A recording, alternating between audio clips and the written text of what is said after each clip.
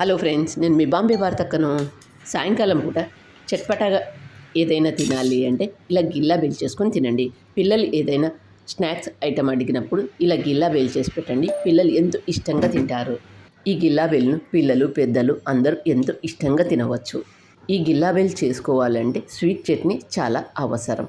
ఈ స్వీట్ చట్నీ అనేది నేను ఆల్రెడీ పోస్ట్ చేశాను, కింద లింక్ ఇస్తాను, చూసి చేసుకోండి. ఈ స్వీట్ చట్నీ ఒకసారి చేసి పెట్టుకుంటే 15 రోజులైనా నిల్వ ఉంటుంది. గిల్లా బేల్, రగడా ప్యాటీస్, చెవు పూరి ఇలాంటివన్నీ తయారు చేసుకోవడానికి ఈ స్వీట్ చట్నీ పనికొస్తుంది. బొరుగులు 1 కప్పు, మిక్చర్ పావు కప్, చిన్నగా ఉండే ఉల్లిగడ్డ ఒకటి తీసుకొని చిన్న చిన్న ముక్కలుగా కట్ చేసుకోండి.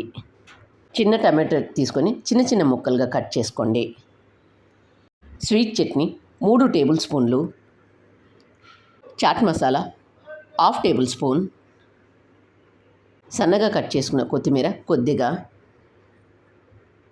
ఒక గిన్నె తీసుకొని అందులో 1 కప్పు బొరుగులు వేసుకొని, కట్ చేసుకున్న ఉల్లిగడ్డలు వేసుకొని, కట్ చేసుకున్న టమాటా పండు ముక్కలు వేసుకొని, మిక్చర్ వేసుకొని, స్వీట్ చట్నీ వేసుకొని, కొద్దిగా ఉప్పు వేసుకొని,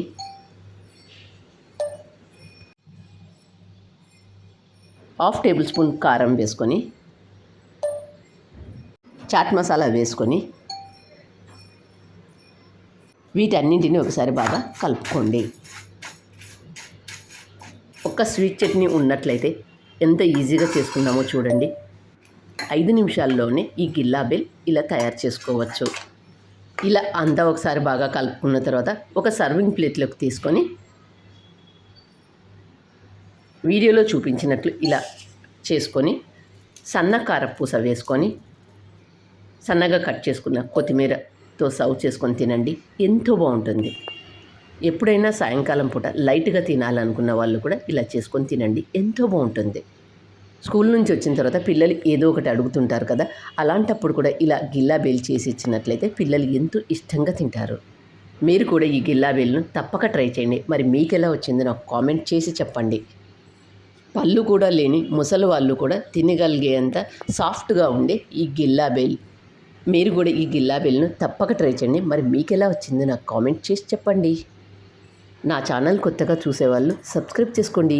వీడియో నచ్చినట్లయితే ఒక లైక్ ఇవ్వండి. మీరిచ్చే ఆ లైకే నాకు ఎంతో ప్రోత్సాహాన్ని ఇస్తుంది. Thank you for watching.